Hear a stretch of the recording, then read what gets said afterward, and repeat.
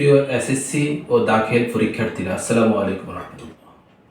আগামী 10 এপ্রিল 2025 খ্রিস্টাব্দ থেকে তোমাদের বহুল প্রতীক্ষিত এসএসসি পরীক্ষা শুরু হতে যাচ্ছে।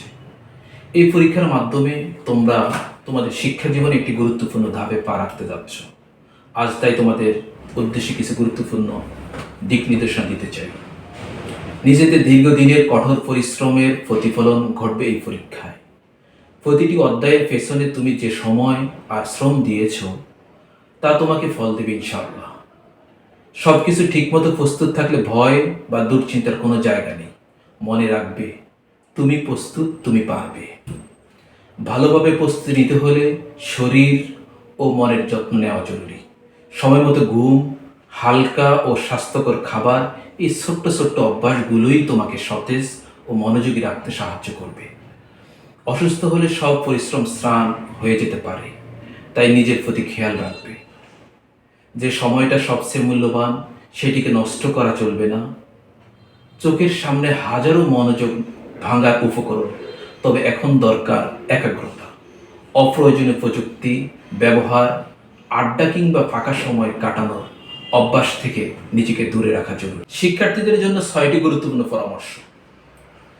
প্রবেশপত্র ও রেজিস্ট্রেশন কার্ড পরীক্ষা শুরুর আগে ভালোভাবে দেখে নাও।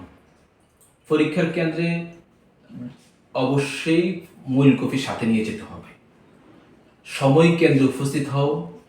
পরীক্ষার দিন কমপক্ষে 30 মিনিট আগেই কেন্দ্রে উপস্থিত হওয়া জরুরি। দেরি করলে কেন্দ্রে প্রবেশের সমস্যা হতে পারে। প্রয়োজনীয় উপকরণ যেমন ক্লিপবোর্ড, কালো বল পেন 2 থেকে 3টা, পেন্সিল কমপক্ষে 2টা, স্কেল, রাবার, ইরেজার ইত্যাদি আগ থেকে গুছিয়ে রাখা জরুরি।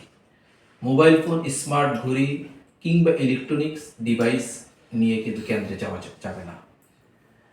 প্রশ্ন ভালোভাবে পড়তে হবে। প্রশ্ন হাতে পাওয়ার পরে তুমি ভালোভাবে প্রশ্ন আগে পড়বে, প্রশ্ন বুঝবে, সময় বন্টন করে উত্তর দাও। অপ্রাসঙ্গিক ও অপ্রয়োজনীয় কিছু লিখবে না। আত্মবিশ্বাস হারাবে না। নিজেকে বলো, আমি পারবো ইনশাআল্লাহ। এর আগে ছোট্ট দোয়া করো, পরিবার ও শিক্ষকদের দোয়া চাও এবং নিয়ত বিশুদ্ধ রাখো। সফলতা নিশ্চয়ই আসবে। প্রিয় শিক্ষার্থীরা, এই পরীক্ষায় জীবনের সব কিছু নয়, তবে একটি জীবনে গুরুত্বপূর্ণ ধাপ, যা পরবর্তী পথ চলার ভিত্তি তৈরি করে।